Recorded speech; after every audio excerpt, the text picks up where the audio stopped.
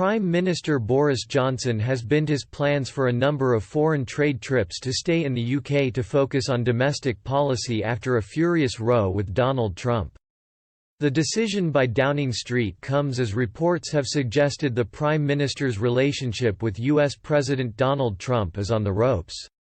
Mr. Trump was apoplectic with fury after Mr. Johnson allowed Chinese technology firm Huawei into non-central elements of Britain's 5G network, a Westminster source has revealed.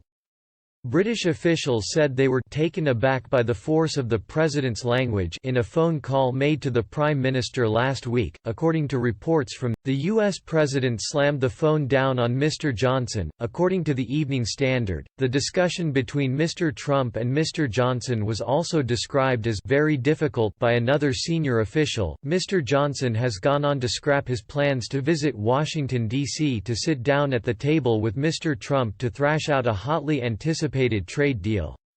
It is expected the long-awaited trip will now take place in March, but it could be pushed back even further. Analyzing the phone call, Thomas Wright, an U.S.-Europe relations expert from the Brookings Institute expressed concern. He said, "To me, the significance of the phone call is that it shows that Trump is very engaged and very upset.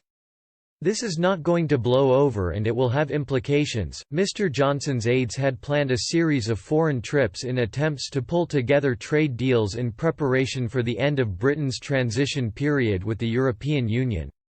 A trip to Japan was top of the list, but Mr. Johnson chose to delegate this task to Foreign Secretary Dominic Raab instead. Mr. Raab will fly to Japan tomorrow after concluding trade talks with Australia. In Australia, Mr. Raab also revealed Kew's Royal Botanic Gardens would be providing support to Australia, which has significant areas torn apart by bushfires. The gardens will be supporting a collection of plant seeds in the hopes of regrowing Australia's forests. Allies of Mr. Johnson told The Sun the PM would be focusing on driving through domestic trade deals. The Prime Minister confirmed parallel trade talks would start with the US and EU from February. He said it was epically likely the UK would be able to strike a comprehensive trade deal with the EU by the end of the transition period. However, Mr. Johnson also warned, "You always have to budget for a complete failure of common sense."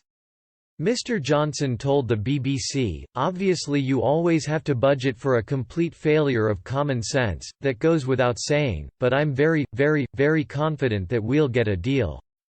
From January 31, what we're going to do is start working with our friends and partners around the world, not just with the EU. We're going to start building new relationships with friends and partners around the world." U.S. Treasury Secretary Steven Mnuchin said he was optimistic a trade deal could be reached, even at some point this year. Mr. Trump previously promised a massive trade deal to support Brexit, and the president once described himself as Mr. Brexit.